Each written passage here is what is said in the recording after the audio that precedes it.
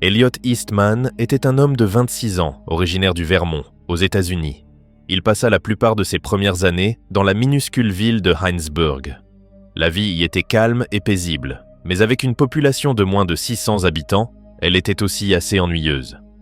Elliot voulait faire quelque chose de plus de sa vie.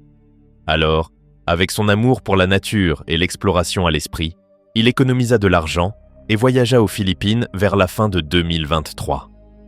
Il voulait parcourir lentement tout le pays et en découvrir la beauté de ses propres yeux.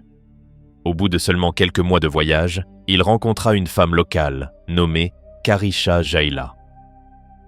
Les deux commencèrent à sortir ensemble et se marièrent quelques mois après, en juillet 2023. Puis, en janvier 2024, Elliot commença à publier des vidéos sur YouTube documentant sa vie aux Philippines avec sa femme. Ces vidéos étaient simples, sans musique excessive ni effet de montage extravagant, mais elles semblaient authentiques et réelles, ce qui lui permit de rassembler une petite mais fidèle base de fans.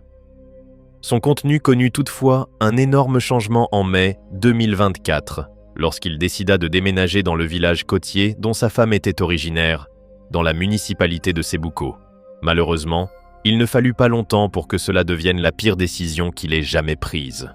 Voyez-vous, Cebuco fait partie de ce que l'on appelle la zone rouge aux Philippines. En termes simples, il s'agit de la section la plus dangereuse du pays, surtout pour les étrangers.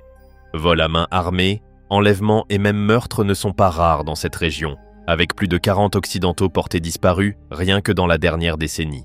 Cependant, Elliot était bien conscient de ce fait, comme en témoigne la description de sa chaîne qui le mentionnait.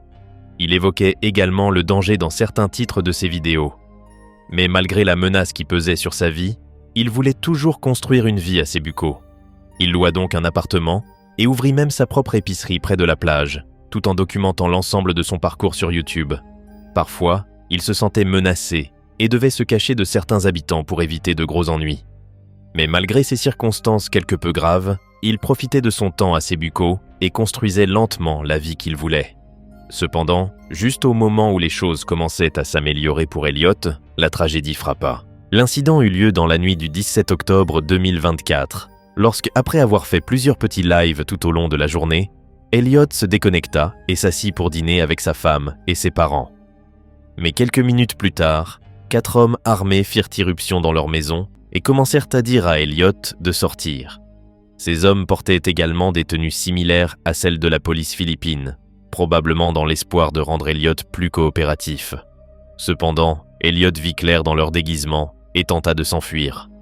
Malheureusement, c'est à ce moment-là que les choses passèrent de mal en pis. L'un d'eux ouvrit le feu et finit par tirer sur Elliot 2 fois, une fois à la jambe et une fois à l'abdomen. Ils le traînèrent ensuite jusqu'au bateau rapide qu'ils avaient amarré près de leur maison et s'enfuirent dans l'obscurité. Ce fut la dernière fois que quelqu'un vit Elliot vivant. Lorsque la police lança une mission de recherche et de sauvetage, le bateau des kidnappeurs était introuvable. L'enquête se poursuivit alors pendant près d'1 mois jusqu'au 12 novembre. Mais lorsque la police finit par localiser les ravisseurs, ils furent contraints d'engager une fusillade, ce qui entraîna la mort de 3 des 4 coupables. Et bien qu'ils aient réussi à arrêter le dernier kidnappeur, il était déjà trop tard. Selon le ravisseur, Elliot avait succombé à ses blessures alors qu'il était sur le bateau rapide.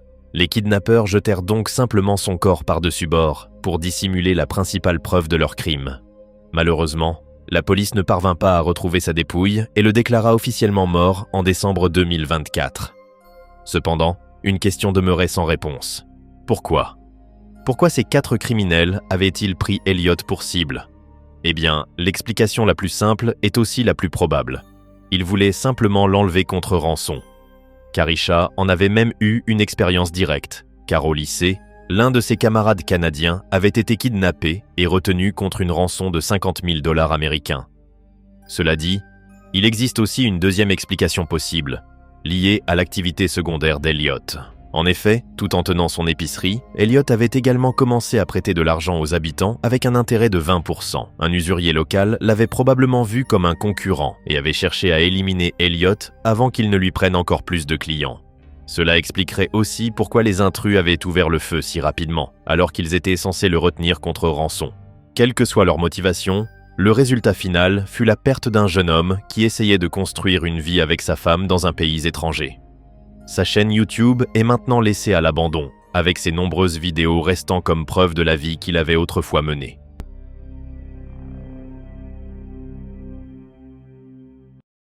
Nicolas Sanderhager était un YouTuber de 28 ans qui aimait deux choses dans la vie, le longboard et la danse. Il a téléchargé près de 80 vidéos de lui-même en train de pratiquer ces deux activités sur sa chaîne nommée Sunspeak. Bien que son rêve ultime fût de devenir danseur professionnel.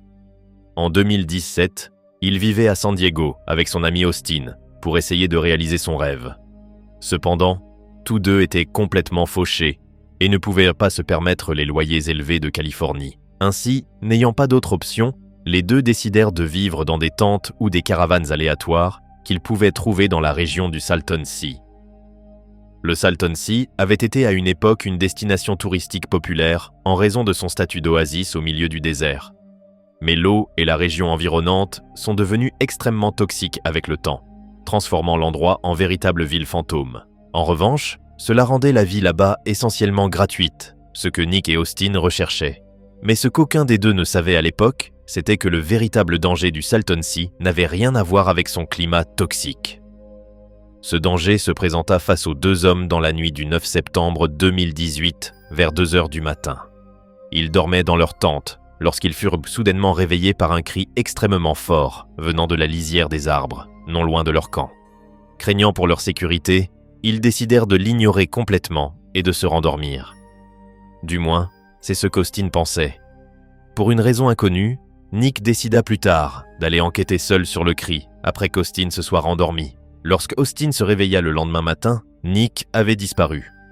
Il tenta de chercher son ami de longue date dans la ville et découvrit sa lampe de poche par terre, à seulement un pâté de maison de leur tante. Il contacta immédiatement la police et signala la disparition de Nick, qui commença à le rechercher presque immédiatement. Mais tout ce qu'ils trouvèrent fut l'une de ses bottes, son pantalon et sa housse de couteau. Son autre botte, ainsi que son portefeuille et ses clés, étaient introuvables. Plus important encore, Nick lui-même était introuvable. Ce qui rendit la situation encore plus étrange fut ce qui se passa quelques jours plus tard. Austin retourna dans la même zone qu'il avait déjà fouillée, mais cette fois, il trouva la chemise et le chapeau de Nick posés là. Des objets qui n'étaient pas présents auparavant. En d'autres termes, quelqu'un les avait probablement placés à cet endroit par la suite. Malheureusement, l'identité de cette personne n'a jamais été découverte, laissant l'affaire de Nick complètement mystérieuse à ce jour. La famille de Nick a créé un site web avec toutes les informations dont elle dispose. Elle a également annoncé une récompense de $10 000 pour toute information utile. Mais malgré ses efforts, l'affaire resta non résolue. En fait, il y a si peu d'indices que je n'ai même pas pu trouver de théorie solide. Certains ont spéculé qu'Austin aurait pu tuer Nick et cacher son corps. Cependant, l'enquête policière n'a révélé aucune preuve de crime. Il reste encore une possibilité qu'une découverte inattendue puisse élucider cette affaire. Mais jusqu'à ce jour, la disparition de Nick reste un mystère non résolu, et sa chaîne YouTube demeure abandonnée.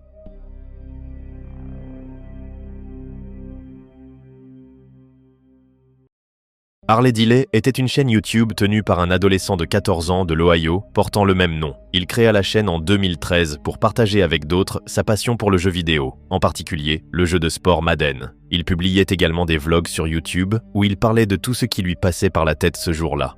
Mais pour Harley lui-même, ce n'était pas seulement des vidéos, c'était l'une des nombreuses formes d'évasion qu'il avait face à sa vie difficile. Voyez-vous, Harley souffrait d'un trouble oppositionnel avec provocation et avait également été diagnostiqué avec un autisme à haut niveau de fonctionnement.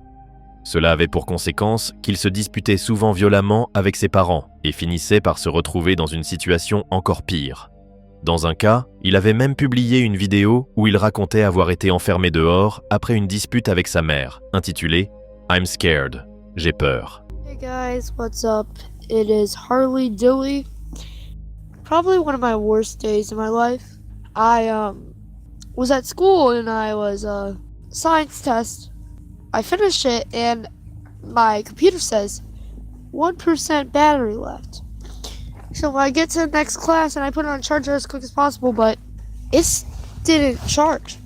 None of the computers would take a charge.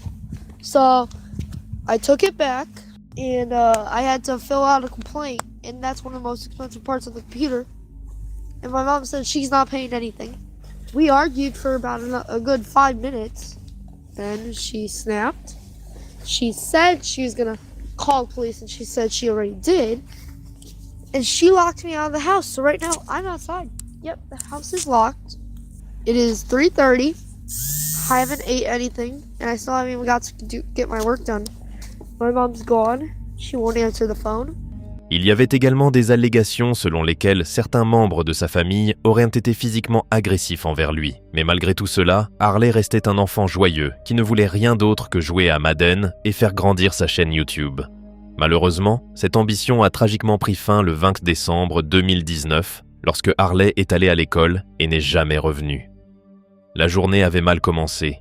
Harley était encore contrarié après s'être disputé avec ses parents la veille au soir, car ils avaient refusé de remplacer son smartphone cassé. Il ne voulait pas non plus aller à l'école ce jour-là. Mais sa mère Heather s'était levée tôt ce jour-là, et après une nouvelle dispute, l'a convaincu d'y aller. Il quitta sa maison juste avant 7 heures du matin. Mais il était en quelque sorte absent de l'école, et ne rentra pas non plus chez lui ce soir-là. Harley avait disparu sans laisser de traces. Étonnamment, sa famille ne l'a signalé comme disparu qu'à 23h50 le 21 décembre, soit près de 43 heures après sa disparition. Leur explication pour ce retard était simple. Selon eux, Harley passait souvent la nuit chez des amis sans les prévenir, généralement après une dispute. Ils supposèrent que cette fois était la même. Cependant, ils ne pouvaient pas se tromper davantage. Cela devint de plus en plus clair au fur et à mesure que l'enquête de la police traînait pendant des jours, sans découvrir le moindre indice sur sa localisation. La seule chose qu'ils trouvèrent fut cette photo basse résolution de Harley allant à l'école, prise par la caméra de sécurité d'un voisin. Et c'était tout. Finalement, de nombreuses autres organisations, y compris le FBI, se joignirent également à la recherche. Ils distribuèrent aussi ces affiches de disparition à l'échelle nationale et offrirent une récompense de 18 000 $ en espérant obtenir toute information qui pourrait les orienter dans la bonne direction. Malheureusement, bien qu'ils aient reçu de nombreux tuyaux, aucun n'aboutit à une avancée significative dans l'affaire.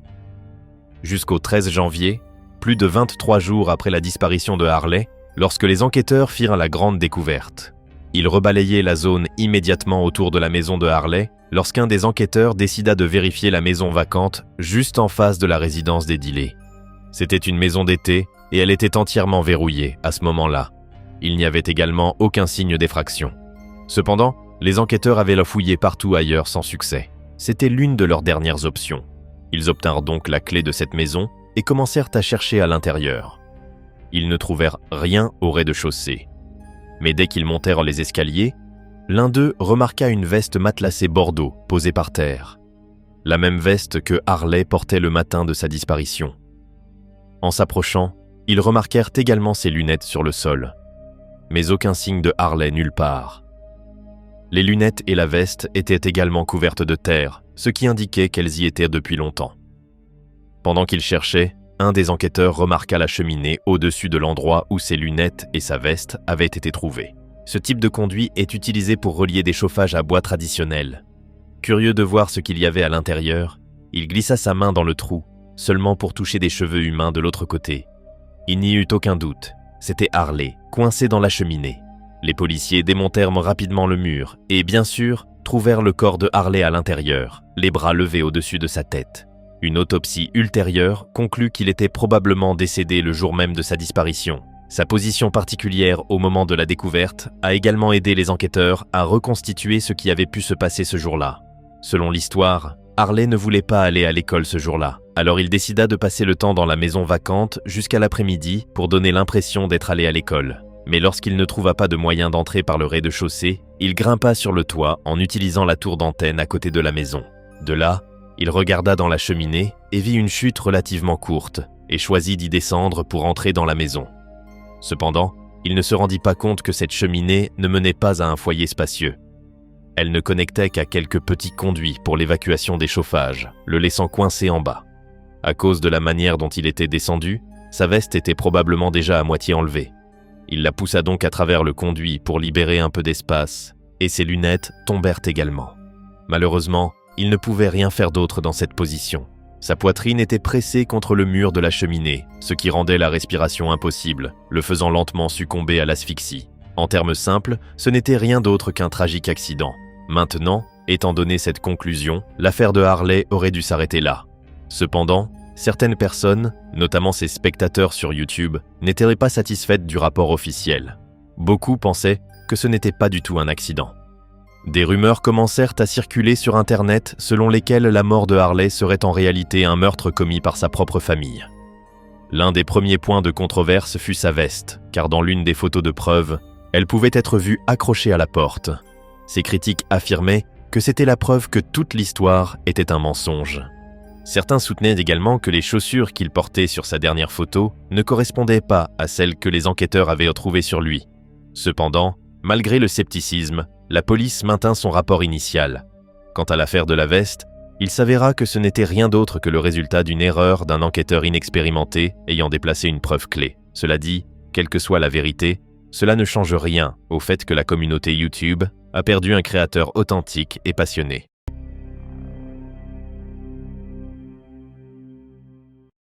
James, The Stop, était un YouTuber connu pour ses vidéos uniques de sauts de train, où il parcourait le pays en montant à l'arrière de trains de marchandises, ravissant ses fans avec ses performances au piano original, son humour pince sans rire et ses commentaires hilarants sur tout ce qu'il voyait. En raison du risque de tomber du train ou de se coincer entre les wagons en mouvement, le saut de train est extrêmement dangereux. Mais cela n'a pas empêché les gens de le faire depuis la Grande Dépression. Et cela n'a certainement pas arrêté James ou Stop le Hobo. Il se surnommait souvent sur sa chaîne YouTube de près de 60 000 abonnés et un peu plus de 60 vidéos. Dans certaines de ces vidéos, on trouve des commentaires de personnes affirmant qu'elles avaient rencontré Staub dans des bars et pensèrent qu'il mentait lorsqu'il leur disait qu'il traversait le pays en sautant de train en train et en filmant ses aventures. Mais à chaque fois, Staub les surprenait avec des images impressionnantes de ses voyages en train à travers le pays, de Palm Beach à Jacksonville. Staub aimait partager son expérience brute de la vie sur les rails avec son public, qui le soutenait toujours dans sa quête incessante d'une pizza et d'une bière bien fraîche. Malheureusement, l'aventure s'est terminée tragiquement pour Staub le 8 novembre 2017, lorsqu'un accident de train mortel à Baltimore lui a coûté la vie. En raison du manque de couverture médiatique de son décès, il est difficile de savoir exactement ce qui est arrivé à James Staub. Mais les sources les plus familières affirment qu'il est soit tombé d'un pont, soit que son sac à dos s'est accroché à un train Amtrak qui passait alors qu'il se tenait sur un pont. Parce que sa mort a laissé tant de questions sans réponse, de nombreux fans ont soumis des demandes à la police de Baltimore pour qu'elle publie plus d'informations sur l'affaire, mais il leur a été demandé de respecter la famille de Staub et de leur laisser de l'espace. En 2024, la plupart des fans de Staub ne savent toujours pas exactement ce qui lui est arrivé. Mais s'il y a une chose certaine, c'est que Staub le Hobo est mort en faisant ce qu'il aimait le plus, et son héritage vivra à jamais. Benjamin Pardoon, connu en ligne sous le nom de Warner the Goobermeister, était un créateur humoristique sur YouTube qui se concentrait principalement sur un genre de mème appelé YouTube Poops. Il s'agit d'un sous-genre de l'humour en ligne qui consiste à prendre des extraits d'autres émissions, généralement des dessins animés, et à les monter de manière à leur donner un ton bizarre, souvent dénué de sens. Au fil du temps, la chaîne de Benjamin avait accumulé plus de 8 700 000 vues, faisant de lui un nom bien connu dans la communauté YouTube Poop. Mais après sa mise en ligne du 21 décembre 2021, il disparut soudainement d'Internet, laissant ses fans se demander ce qui avait bien pu se passer. Malheureusement, la raison de sa disparition était bien plus tragique que de simplement s'ennuyer et passer à autre chose, comme la plupart de son public l'avait supposé. L'incident eut lieu le 27 janvier 2022, lorsque son frère aîné Chris essaya de le contacter à plusieurs reprises, mais n'obtint aucune réponse. Sans autre option, Chris appela la police vers 20h pour aller voir ses parents et son petit frère. Lorsque les agents arrivèrent à la maison, les lumières étaient allumées, mais personne ne répondait à la porte. Après avoir frappé plusieurs fois, les policiers comprirent que quelque chose n'allait pas et décidèrent de forcer l'entrée. Mais rien ne pouvait les préparer à la scène horrible qu'ils découvrirent derrière cette porte. À l'intérieur, ils trouvèrent les corps de Benjamin et de ses parents, tous présentant des blessures par balles visibles. Cependant, ce qui ressemblait à un cambriolage ayant mal tourné s'avéra être bien plus tragique. Selon l'enquête, Benjamin et sa mère Deborah avaient tous deux été abattus ce soir-là par son père, qui, après avoir commis le crime, décida également d'en finir avec lui-même. La nouvelle de cet incident fut un énorme choc pour les spectateurs de Benjamin, car il n'avait jamais évoqué de problèmes familiaux auparavant. Chris créa plus tard une page GoFundMe en novembre 2022, qui permit non seulement aux fans de Benjamin de soutenir le seul membre survivant de sa famille, mais donna aussi quelques éclaircissements sur ce qui avait pu se passer. Selon Chris, Benjamin était né en 2005 et avait rapidement été diagnostiqué autiste. Cela rendait difficile pour lui d'interagir avec les gens en personne. Pour cette raison, il fut scolarisé à domicile et, à seulement 8 ans, il commença à publier sur YouTube, espérant se faire des amis et trouver un sentiment de communauté. Malheureusement, la condition de Benjamin était loin d'être le seul défi que sa famille devait affronter. Deborah souffrait également de lésions nerveuses après un accident. Et le père, Gregory, avait lui aussi eu un accident de voiture dans le passé et pouvait à peine marcher. En plus de cela, la famille faisait face à de graves difficultés financières, ce qui pourrait expliquer pourquoi Gregory ressentit le besoin de prendre une mesure aussi radicale, apparemment venue de nulle part. Comme le dit Chris, bien que le contenu de Benjamin ait été quelque peu de niche, il laissa une forte impression à ceux qui tombèrent dessus, certains allant même jusqu'à publier de nouvelles vidéos dans son style pour maintenir sa mémoire en vie.